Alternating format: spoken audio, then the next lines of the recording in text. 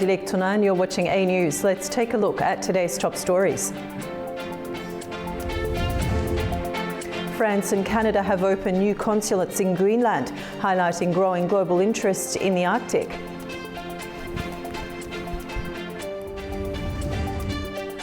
The EU proposes 20th sanctions package on Russia, focusing on major industries. And US President Donald Trump signed an executive order that could impose tariffs on countries that trade with Iran.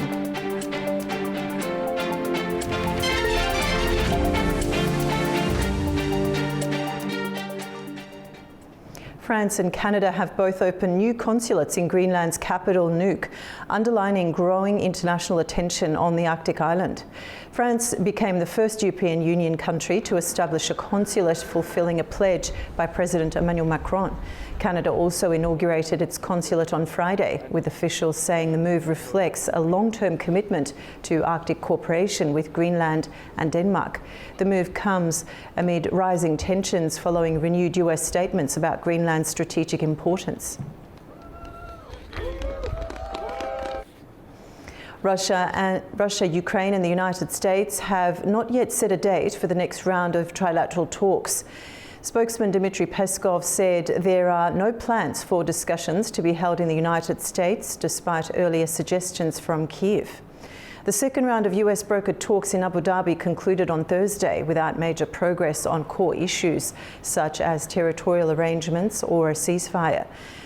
Ukrainian President Volodymyr Zelensky said he will meet his delegation on Saturday to discuss sensitive matters that could not be addressed by phone. Following the talks, both sides carried out their first large-scale prisoner exchange in nearly 5 months, with 157 detainees returned by each side. The European Commission has proposed a 20th package of sanctions against Russia, targeting key sectors including energy, financial services and trade.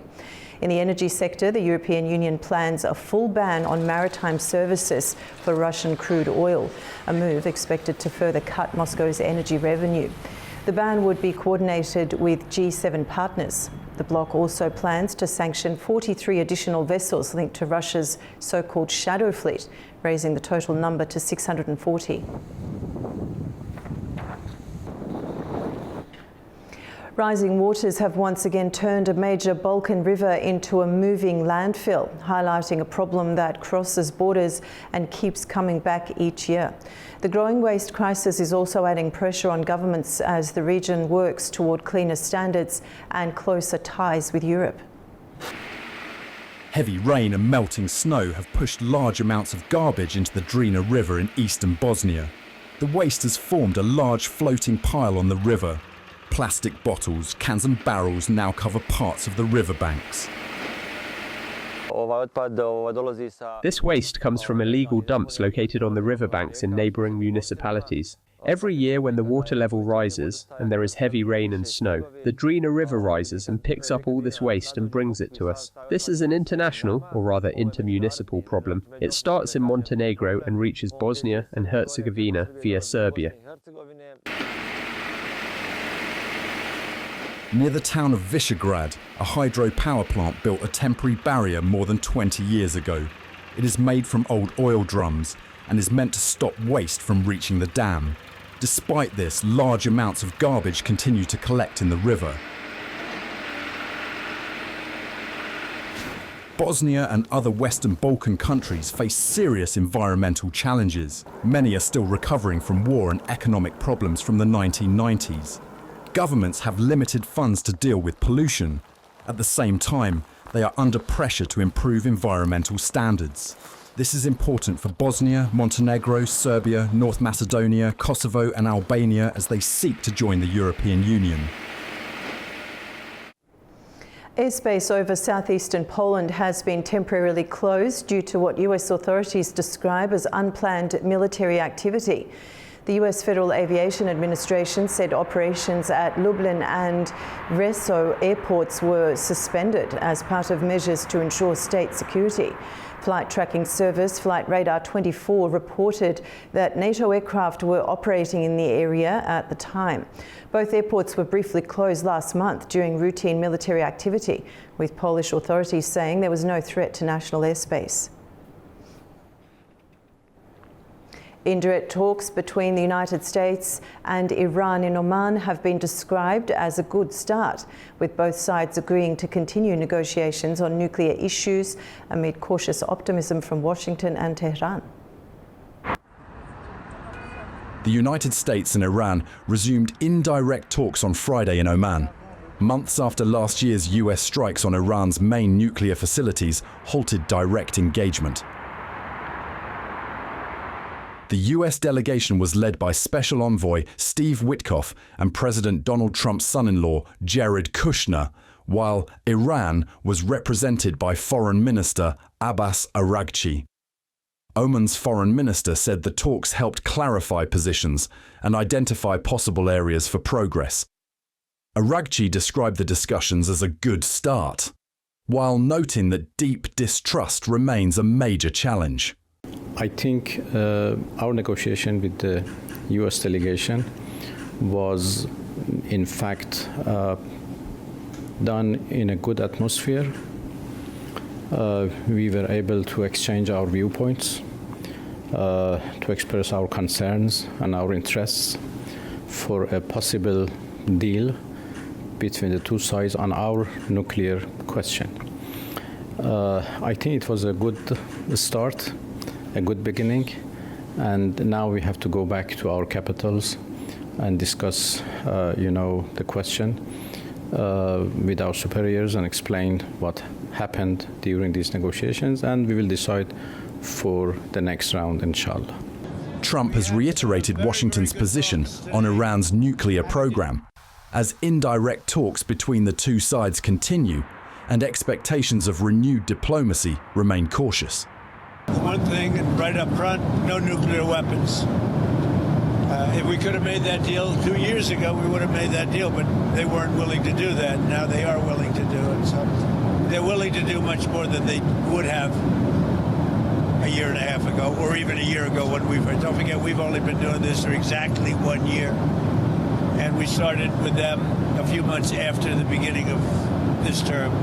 The United Nations and several Middle Eastern countries welcomed the talks, urging diplomacy to reduce tensions and prevent escalation. Iran said the Muscat talks focused only on the nuclear issue, insisting its program is peaceful and denying any pursuit of nuclear weapons. US President Donald Trump on Friday signed an executive order that could impose tariffs on countries that trade with Iran. The order cites 25% as an example of a tariff that may be applied on imports from those nations. The announcement came alongside new US sanctions targeting 15 entities, 2 individuals and 14 so-called shadow fleet vessels linked to Iran's oil trade. The move comes as indirect discussions in Oman have been described by officials as a positive first step. The White House said the order allows for potential tariffs if circumstances change, while talks remain focused on Iran's nuclear program.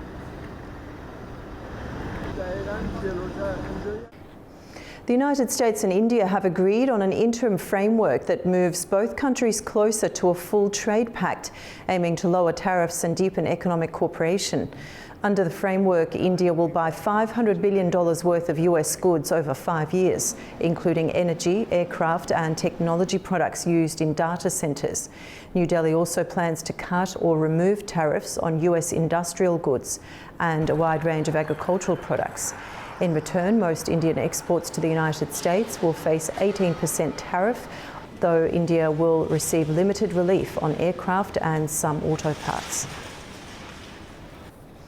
British Prime Minister Sir Keir Starmer is facing a battle to stay in post after a fallout from the Jeffrey Epstein saga, with internal party critics and public anger questioning his leadership.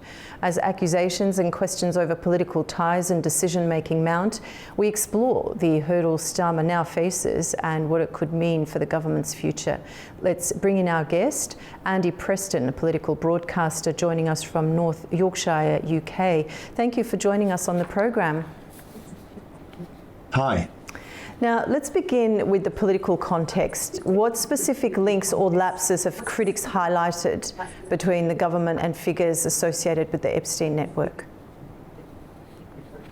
The Epstein crisis, as it's become in the UK, is expanding all the time. But it started initially with a member of the royal family, a senior member of the royal family, the current king's brother, a man formerly known as Prince Andrew, who was the subject of media speculation and stories for a long time, but decided to give a TV interview and to try and clear his name, which was appalling. It was a car crash and made the situation much worse. And from that point, interest in the Epstein situation in the UK started to grow. It led to Prince Andrew, now known as Andrew Windsor. He was stripped of his title because of the shame he's brought on his family and his links with Epstein. We've seen actually an interest in what was otherwise a US phenomenon, and it now transpires that a very senior politician, a man who was indeed appointed as the UK ambassador to the US, a man called Peter Mandelson, Lord Mandelson, was a close friend and associate of Epstein, and leaked emails suggest that he received large sums of money on a regular basis and also supplied very sensitive, confidential government information. So this story has started to become less about Prince Andrew and the monarchy, more about politics, and more recently Keir Starmer, our current Prime Minister, has been dragged into this because of his own choice of using Lord Mandelson to be the British ambassador to the USA, above an experienced diplomat. So this is a government crisis now. The Epstein crisis became a Prince Andrew crisis, which has become a UK government crisis. Okay. And Andy, Starmer's Labor Party campaigned on integrity and reform. How does this controversy challenge that narrative, and what does it say about leadership accountability at this highest level? Yes, the Starmer government campaigned for election to government on the idea that politics was broken, that it was sleazy, and they would clean it up.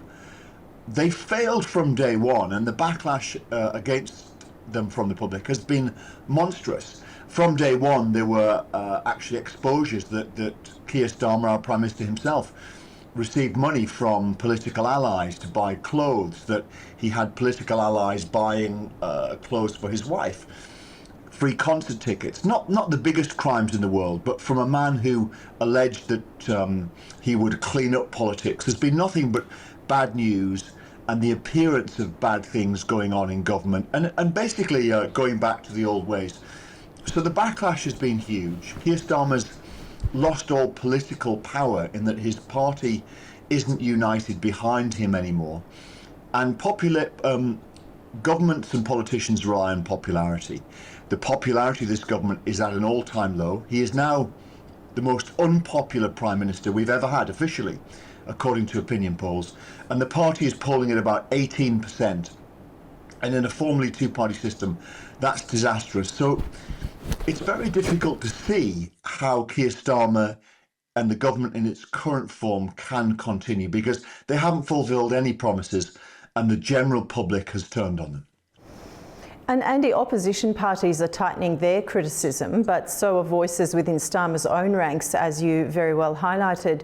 In your view, is this a crisis of policy credibility or a crisis of political positioning?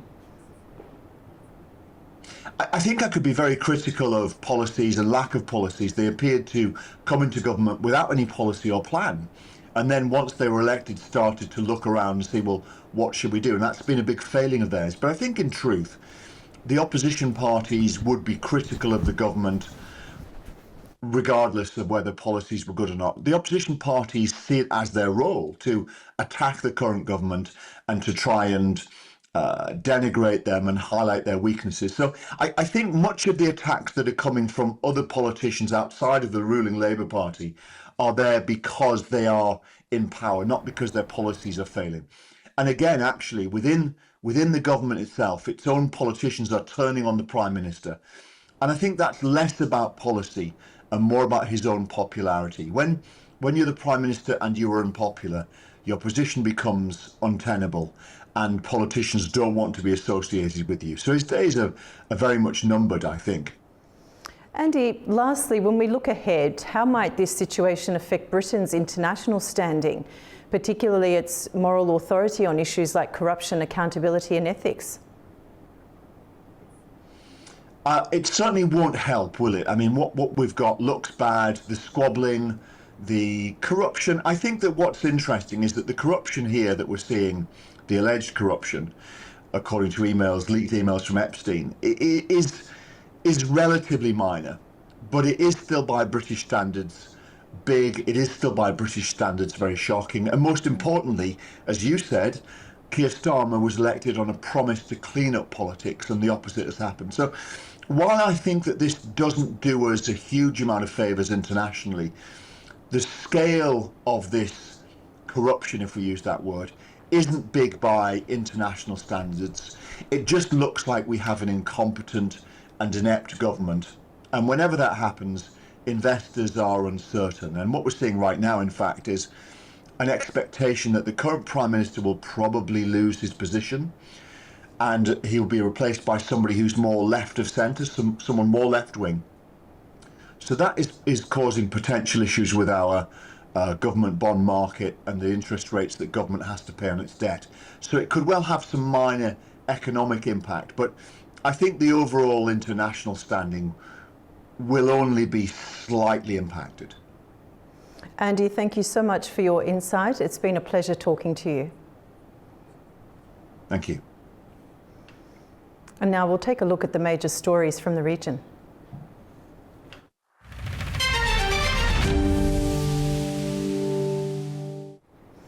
At least 31 people were killed and more than 160 others injured after an explosion struck a Shiite mosque during Friday prayers in Islamabad. Our correspondent Hira Mustafa sent us this report from the site of the explosion. The blast occurred during Friday prayers in the outskirts of Islamabad. Hundreds had gathered at a Shia mosque down this road when eyewitnesses say a deafening explosion occurred. Residents of the locality have described scenes of panic and chaos in the aftermath of the blast as locals try to take those injured to nearby hospitals. Forensic teams are on site collecting evidence to aid the investigation. Police, rangers and army personnel have also been deployed and the area has been cordoned off. Hospitals across the capital remain on high alert and officials have said they fear the death toll could rise further. The Prime Minister and Foreign Minister have condemned the attack. Pakistan's President Asif Ali Zardari has said targeting innocent civilians is a crime against humanity and that the nation stands with those impacted. This blast comes less than 3 months after a suicide bomb blast struck a judicial complex in Islamabad, killing at least 12 people and injuring dozens. Authorities say investigations are ongoing and security has been tightened across the city. Hira Mustafa for A News in Islamabad. Families of the victims gathered at hospitals in Islamabad after the suicide attack on a mosque killed dozens during Friday prayers, as world leaders in the United Nations condemned the violence and voiced support for Pakistan. At Islamabad's largest public hospital, families waited through the night in packed corridors, searching for news of loved ones injured in one of the deadliest attacks the capital has seen in years. They went inside the mosque to offer Friday prayers. The blast occurred and he is critically injured, and my nephew's son has been martyred. He is in the operating theatre. Officials say the attacker opened fire at the mosque entrance before detonating explosives inside the Khadija Tul Kubra Imambarga compound on the outskirts of Islamabad. Survivors described hearing gunfire moments before the blast. At first there was gunfire, 5, 6 fires, then there was a silence. After 15, 20 seconds there was an explosion. Chaos took place after the blast. People were running here and there. I did not feel I was hit because my back became numb. I came to know later that my back was hit as I came out. The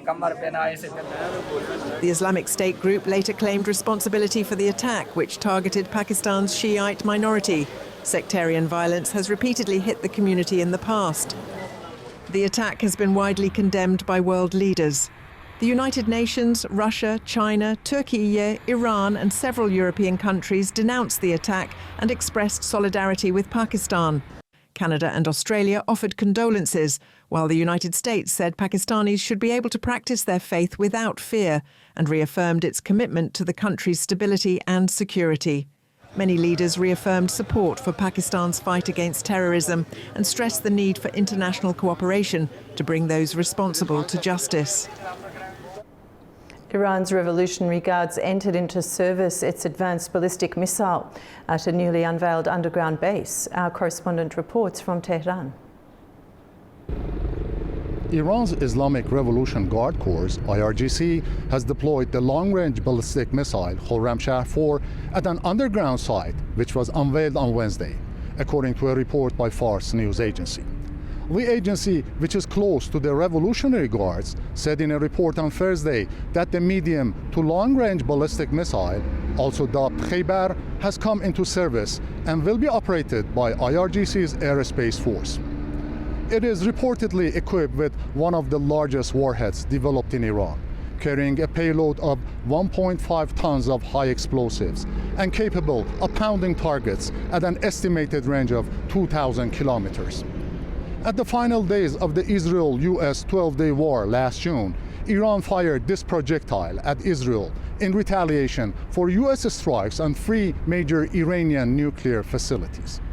Tehran's ballistic missile capability, which proved a game changer during the war, has been one of the points of contention, with Washington demanding lowering their range. Unveiling of the new underground facility, which are called missile towns, came on eve of renewed nuclear negotiations between Iran and US in Muscat on Friday, mediated by the Sultanate of Oman. Turaj Shiralilu, Tehran, Foreign News. On the 6th of February, Russia's ambassador to Azerbaijan, Mikhail Yevdokimov, was summoned to the Foreign Ministry. During the meeting, Azerbaijan strongly protested remarks by Konstantin Zatulin, first deputy chairman of the State Duma Committee on Commonwealth of Independent States, about Armenian citizens sentenced in Azerbaijan, and handed a formal note to the Russian side.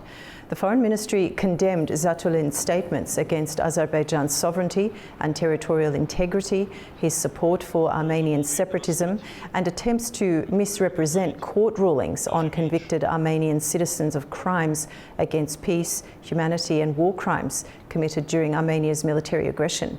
His use of what Baku described as inappropriate language was also criticised. Azerbaijan called on Russia to stop such actions, saying they harm regional peace and bilateral relations.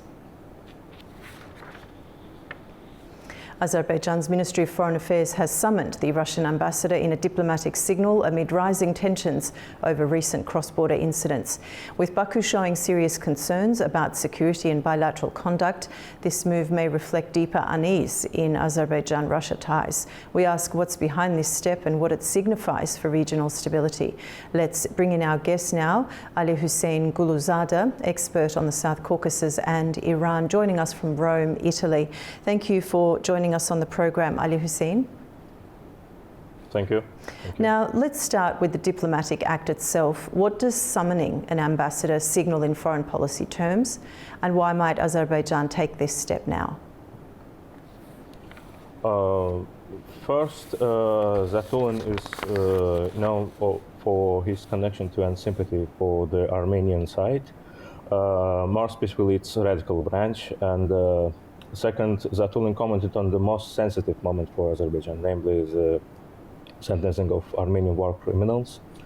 And finally, this conflict has a long backstory because Baku has repeatedly publicly singled out pro-Armenian Russian politicians and media such as Zatulin, Solovyov, and Simonyan, a source of toxic rhetoric that undermines relations between the two countries.